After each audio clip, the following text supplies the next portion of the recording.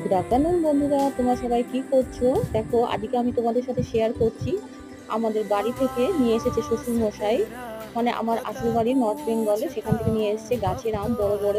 আর এইগুলো হচ্ছে ঢেঁকি শাক, দারুণ শাক। এগুলো কালো জিরে রসুন দিয়ে, আলু দিয়েও তোমরা ভাজা করতে পারো।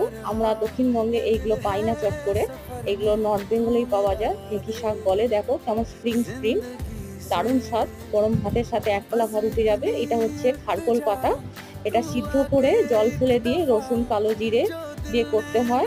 আমি কোনোদিন করি না যদিও বা। আর সাথে দিয়েছে আরো এক রকম শাক, যেটা হচ্ছে গন্ধ পাতা, সেটার বড়া হয়। সেটা কিভাবে করতে হয় আমাদের ওখানে একজন দিদি থাকেন বাড়িতে, উনি পাঠিয়েছেন সমস্ত কিছু ভালোবেসে। কেমন লাগলো ভিডিওটা অবশ্যই তোমরা কমেন্ট করে জানিও। ভালো লাগলে লাইক করো, শেয়ার করো, আর সাবস্ক্রাইব করে পাশে থেকো। আর এই শাকগুলো কারা কারা খাও অবশ্যই কমেন্ট করে জানিও।